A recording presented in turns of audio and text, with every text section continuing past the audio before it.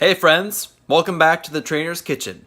My name is Jason Cornish, and tonight I'm going to go over how to cook a whole chicken and why you want to eat a whole chicken.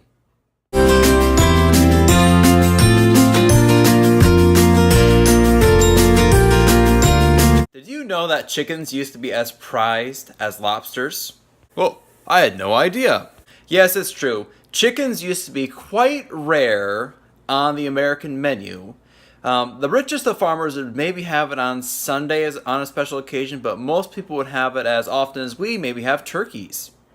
Now, what I really like about cooking a whole chicken is that not only is it very easy to do, which I'll go over in this video, but it also supplies many different nutrients beyond a chicken breast. So here we go. My chicken of choice is a young, whole, organic chicken, which I get from Kroger.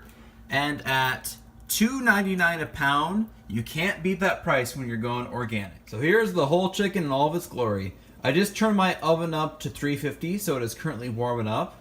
Now with these whole chickens, after you remove the outside plastic, you'll see that there is a separate package inside which holds its organs.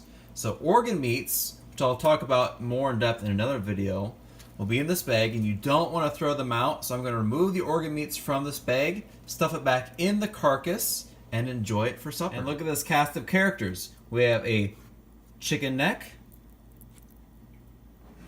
gizzard, the prized liver, and a heart, all with their own unique nutrition profiles. So I'm going to stuff these back into the chicken and enjoy them for supper tonight. Okay, this chicken is ready to go. I'm going to place it in the oven for about an hour, after which I'll take it out and spice it up. But we're pretty much done with it for now. That's why I love whole chickens. This is the bird about half done. I'm going to now spice it with salt and rosemary tonight.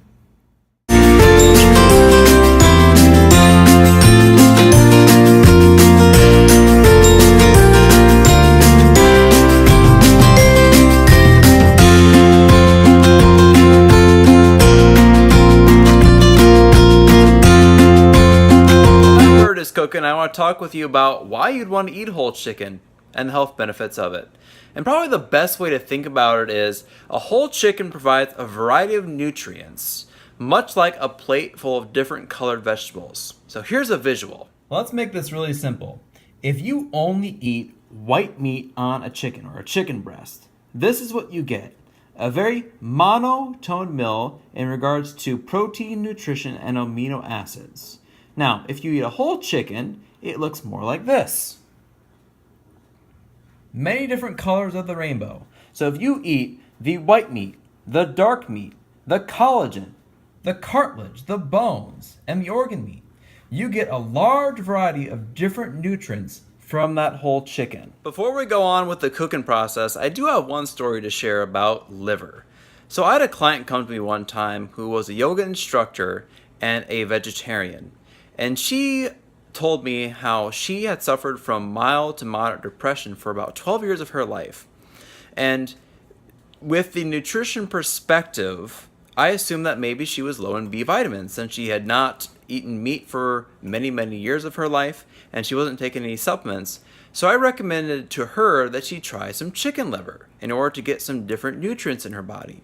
And lo and behold, she reported to me after she had 2 servings of chicken liver in 1 week that her depression lifted about 80%. Can chicken liver really cure depression? Well, I don't know if I can say that, but I can say if you are very deficient in B12, which chicken liver is extremely high in, especially over time, you're not going to make the neurotransmitters in your brain and body as you should, and that can certainly lead to depression. The bottom line there is this.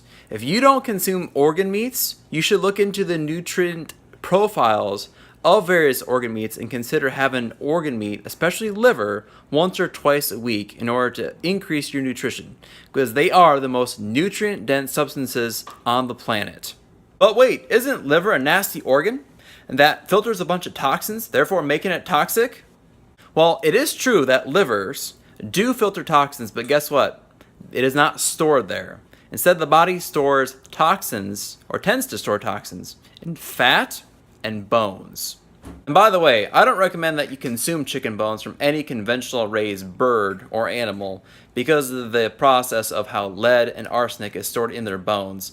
I do recommend, though, that you find a local farmer that will give you a very clean bird and consume their bones and make bone broth from it. Let's see how this bird is doing.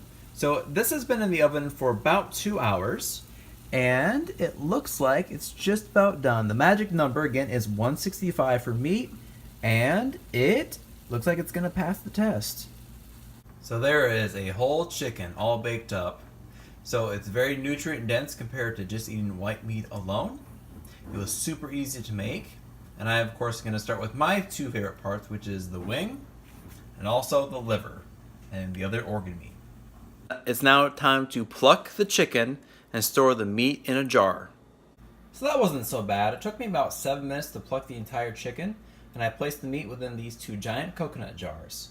So just like I did in my last video, I'm going to go ahead and pop these in the freezer, and they will be available to us for the next week probably. So there you have it. That's how you cook up a whole chicken. So my biggest advice, especially if you've never done this before, is when you go shopping this week, pick up a whole chicken and try this at least once. And I'm sure that you'll love it. Hopefully you found this video helpful.